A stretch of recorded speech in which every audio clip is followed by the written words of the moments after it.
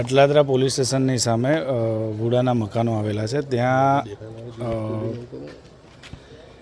ત્યાં લિફ્ટમાં કોઈ કામગીરી દરમિયાન અંદર માણસ ફસાઈ ગયો છે તેવા પ્રાથમિક message Vadodara fire and emergency સર્વિસને અહીંયા મીડિયા મિત્રો દ્વારા જ આપણને માહિતી મળી હતી. તેથી જીઆઈડીસી ફાયર સ્ટેશનની ટીમ તાત્કાલિક ઘટના સ્થળ પર આવી વધુ તપાસ કરતાં જે લિફ્ટનું ઉપરનો ભાગ, જે લિફ્ટની અંદર જે મેન્ટેનન્સ કરવાનો ભાગ હોય છે, ઉપરનો જે ટેરેસ ઉપર હોય છે, ત્યાં કોઈક વ્યક્તિ એ લિફ્ટનું કંઈક મેન્ટેનન્સ કરતા દરમિયાન શોર્ટ સર્કિટના કારણે તેમને અત્યારે મૃત્યુ પામ્યું છે તેવું દેખાય છે.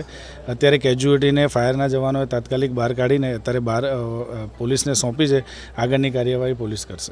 સર, જે ડેડ બોડી છે આ વ્યક્તિ આ બિલ્ડિંગમાં જ રહેતો હતો કે બહારથી આવ્યો હતો? પ્રાથમિક જે અહીંયા નગરજનો છે એ લોકોના જણાવ્યા મુજબ એમનું એવું કહેવું છે કે અહીંયા લોકલ જ હતા અને લોકલે જે બેને જોયા હતા તેની પણ માહિતી હજુ પોલીસ તપાસ કરી રહી છે.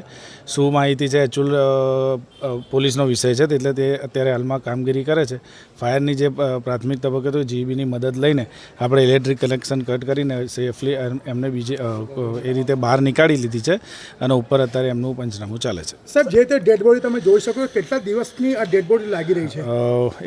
વિષય દેટ મીન્સ કે ડિસ્કમ્પોઝ થઈ ગઈ, પણ ડિકમ્પોઝ થવાના ઘણા બધા રીઝન હોય છે કે ઇલેક્ટ્રિક શોર્ટ સર્કિટના કારણે જો 440 કેવીનો એનું જો વોલ્ટેજ હોય તો એ કરંટ બોડીની અંદર ઘણા બધા ડેમેજ કરીને બહાર નીકળવાનો પ્રયત્ન કરતી હોય છે.